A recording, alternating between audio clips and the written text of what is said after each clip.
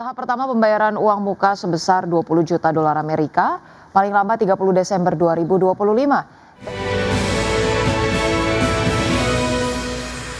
Kami pemirsa PT Bumi Resources Tbk menjalin kesepakatan dengan PT Supreme Global Investment untuk mengakuisisi saham perusahaan tambang bauksit di Indonesia, yakni PT Laman Mining. Ya, hal itu tertuang dalam kesepakatan bersama dengan PT Supreme Global Investment yang ditandatangani pada 25 September 2025. Nilai pembelian 45% saham ditetapkan sebesar 59,1 juta dolar Amerika yang akan dibayarkan dalam 2 tahap. Tahap pertama pembayaran uang muka sebesar 20 juta dolar Amerika, paling lambat 30 Desember 2025. Dan selanjutnya pembayaran sebesar 39,1 juta dolar setelah persyaratan penyelesaian terpenuhi paling lambat 30 Oktober 2026. Apabila PT Supreme Global Investment gagal memenuhi persyaratan penyelesaian tersebut, perseroan berhak untuk meminta pengembalian uang muka beserta penalti 9% per tahun atau pengalihan saham Laman Mining sebagai bentuk penyelesaian. Pemirsa, PT Garuda Indonesia Persero Tbk menunda ekspansi armada pesawat di tengah kucuran dana dari Danantara senilai 23,67 triliun rupiah. Direktur Utama Garuda Indonesia Glenny Kairupan mengatakan penundaan tersebut seiring dengan dorongan dari Danantara dan ancang-ancang private placement. PT Garuda Indonesia Persero Tbk menunda ekspansi armada pesawat di tengah kucuran dana dari Danantara melalui private placement senilai 23,67 triliun rupiah. Direktur Utama Garuda Indonesia Glenny Kairupan mengatakan, seiring dengan dorongan dari Danantara dan ancang-ancang private placement, Garuda Indonesia telah menjajaki nota kesepahaman untuk mendatangkan 4 pesawat. Kemudian hanya 1 pesawat yang didatangkan sebab 1 pesawat telah terlanjur untuk dibayarkan uang muka atau down payment. Wakil Direktur Utama Garuda Indonesia Thomas Untoro juga mengatakan rencana ekspansi armada seiring dengan private placement dikaji ulang. Kehadiran Direktur Transformasi baru di perusahaan juga memberi peran dalam perhitungan kembali atas rencana ekspansi. Sebagaimana diketahui dalam rapat umum pemegang saham luar biasa, para pemegang saham menyetujui penyertaan modal sebesar 23,67 triliun rupiah dari PT Danantara Asset Management Persero melalui private placement. Penyertaan modal dilakukan dengan setoran modal tunai sebesar 17,02 triliun rupiah serta konversi utang pinjaman pemegang saham sebesar 6,65 triliun rupiah. Berbagai sumber IDX Channel. Iya, pemirsa, kita ke informasi berikutnya terkait pendapatan Excel Smart hasil merger Excel Axiata dengan Smartfren melonjak di kuartal ketiga 2025. Ya, namun kinerja laba masih tertekan dengan catatan rugi triliunan rupiah. Pendapatan XL Smart hasil merger Excel Axiata dengan Smartfren melonjak di kuartal ketiga 2025. Namun kinerja laba masih tertekan dengan catatan rugi triliunan rupiah. Pendapatan PT Excel Smart Telekom Sejahtera Tbk atau EXCL melonjak 20,44% secara tahunan menjadi 30,54 triliun rupiah hingga kuartal 3 2025. Sebagian besar atau lebih dari 30 triliun rupiah disumbang oleh jasa GSM Mobile dan jaringan telekomunikasi, diikuti pendapatan managed service dan jasa teknologi informasi senilai 396,45 miliar rupiah. Namun beban perusahaan juga naik menjadi 30,51 triliun rupiah, membuat Excel mencatatkan rugi periode berjalan sebesar 2,58 triliun rupiah. Rugi yang diatribusikan kepada pemilik entitas induk mencapai 2,6 triliun rupiah, berbalik dari laba bersih 1,31 triliun rupiah sebelum merger.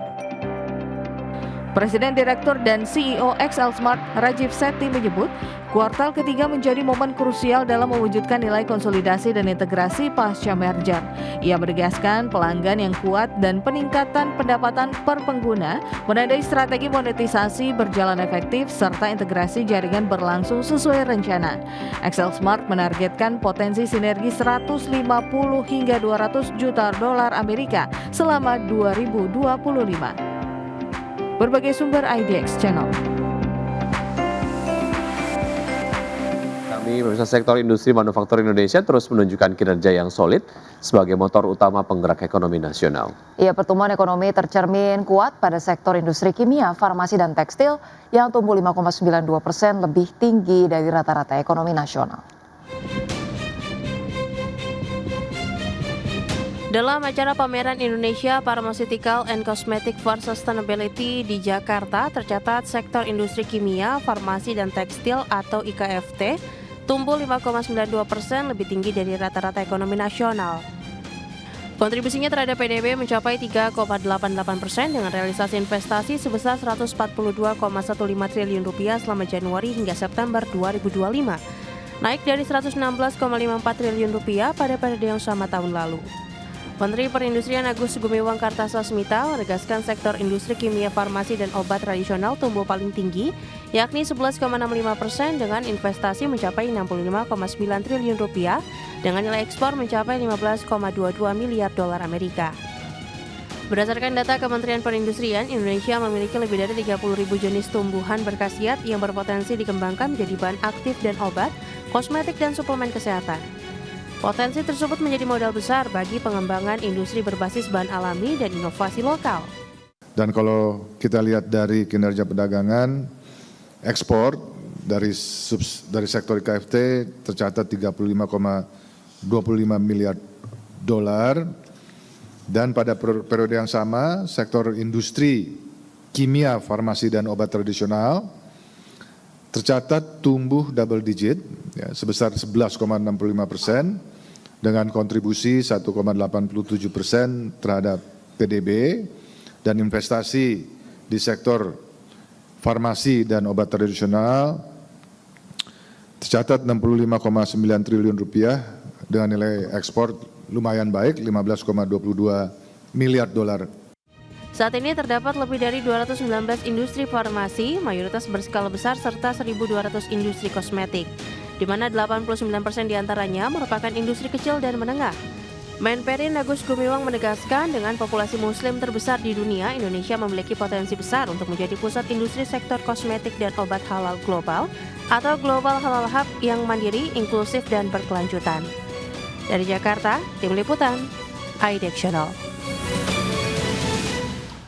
Ya, pemirsa, rapat umum pemegang saham luar biasa Garuda Indonesia menyetujui penyertaan modal senilai 23,67 triliun rupiah dari PT Danantara Asset Management Persero. Ya, pemirsa, dari total dana senilai 23,57 triliun rupiah, sekitar 8,7 rupiah atau 37% ini akan dialokasikan untuk kebutuhan modal kerja Garuda Indonesia untuk pemeliharaan pesawat. PT Danantara Asset Management Persero resmi menyertakan modal sebesar 23,67 triliun kepada Garuda Indonesia melalui mekanisme penambahan modal tanpa hak memesan efek terlebih dahulu berupa setoran modal tunai sebesar 17,02 triliun rupiah serta konversi utang pinjaman pemegang saham sebesar 6,65 triliun rupiah. Keputusan ini tertuang dalam hasil rapat umum pemegang saham luar biasa Garuda Indonesia. Dari total dana senilai 23,67 triliun rupiah, sekitar 8,7 rupiah atau 37% akan dialokasikan untuk kebutuhan modal kerja Garuda Indonesia untuk pemeliharaan dan perawatan pesawat. Sementara itu sebesar 14,9 triliun rupiah atau 63% akan mendukung operasional Citylink yang terdiri atas 11,2 triliun rupiah untuk modal kerja dan 3,7 triliun rupiah untuk pelunasan kewajiban pembelian bahan bakar kepada Pertamina periode 2019-2021. Direktur Utama Garuda Indonesia Glenny Kairupan menegaskan persetujuan pemegang saham terhadap penyertaan modal merupakan tonggak penting dalam perjalanan pemulihan dan transformasi perseroan. Selain itu, penyertaan modal dapat mewujudkan maskapai nasional yang sehat dan berkelas dunia. Dengan permodalan lebih kuat, perseroan dapat memperkokoh keandalan operasional, meningkatkan kesiapan armada, serta menghadirkan layanan penerbangan yang modern dan andal bagi masyarakat. Dari Jakarta, Tim Liputan IDEX Channel.